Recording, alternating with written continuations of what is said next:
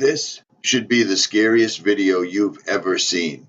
If you recall, when the Smithsonian officially debunked chemtrails, I told you right then that this was actually the start of the end. When they came out and they took their one last try to make everybody look stupid on chemtrails, like that right there, the picture that they provided wasn't real in any way whatsoever. I told you it was the start, and it is. What you are about to watch right now is not fake news. It's not from some tabloid magazine. It's not from some quote unquote conspiracy theorist website. This is from Harvard. This is David Keith once again raising up his ugly head to push this on us again. They are about to spray the planet to an epidemic, catastrophic Armageddon type level. Listen to these scientists from Harvard.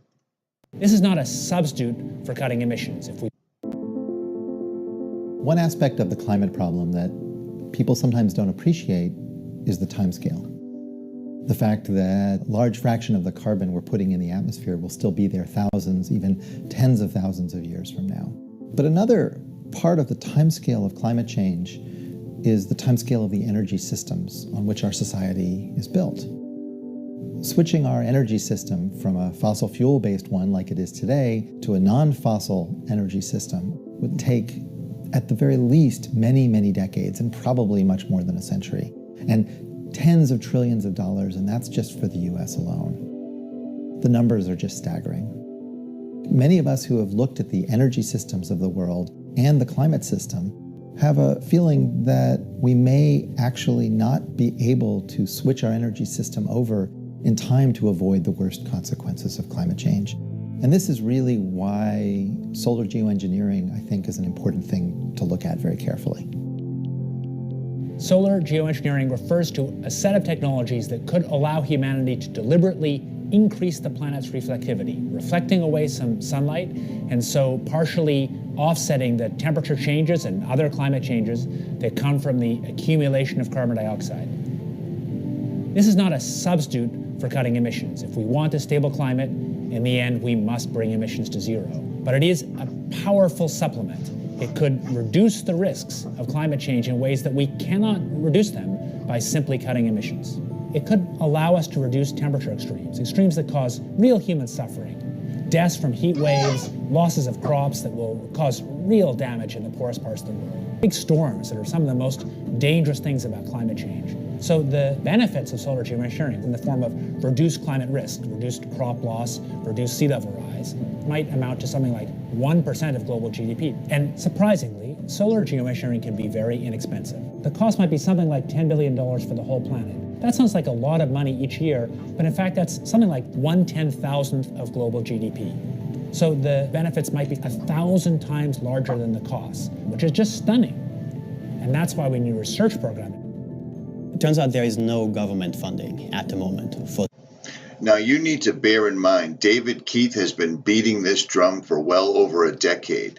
Now they have pulled Harvard in on it, and they're going to sell this to everyone. This is the most important topic, bar none. Screw CERN, screw Pizzagate, screw everything else. Every single solitary one of us on this earth, whether it's flat, whether it's round, whether it's shaped like a pear, does not matter. We all need to breathe. The people in charge of this obviously have some sort of a plan in place where this won't affect them, but it's affecting us in droves through the aluminum people have been ingesting for years. For all of those that thought this was a conspiracy theorist, it's either you're an absolute idiot or it's time to wake up, because Harvard's now telling you that they can indeed spray the sky like you've been watching them do for the last 10 years. Our governments are corrupt. The entire earth, every single person in charge, every single politician, every single policeman, every single soldier, you need to stand up and wake up, because they're going to spray the atmosphere. It appears that they're trying to kill off everyone on this earth at one time, because human beings cannot ingest barium, sulfuric acid, whatever it is they call it. We can't breathe it in. The solar engineering that they claim they need to do, for global warming is simply more of what they've been doing for years. It's what my channel was started on, chemtrails. Look up, people. Airplanes don't leave miles-long X's and sprays in the sky that blot out the sun completely. Where are the bunny rabbits we used to see in the clouds?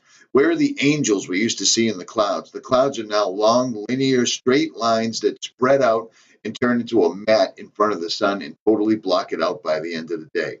You want to know what that is? It's these people. They are finally coming out exactly like I told you they would when the Smithsonian came out a few months ago and completely debunked chemtrails. Here's your evidence. If you don't see the signs right now, you are now against humanity. There's nothing more I can say. It's either you're awake or you aren't.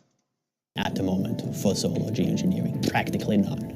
We have the National Academy of Sciences recommending to proceed with research on solar geoengineering. NGOs, Environmental Defense Fund, where I just spent the better part of a decade, is recommending careful research as well. And none of it is happening. One of the reasons that people are so hesitant to have solar geoengineering is they think that that will lead us to do less in terms of curbing greenhouse gases. No. Do you see how they're giving you the Hegelian dialectic right here? One of the reasons people don't want to spray the atmosphere with particles of metals is because that makes that we won't cut back on CO2 emissions. Do you see how they're giving you the answers? Do you see how they're I can't even believe I have to make this video, but people don't care about this stuff.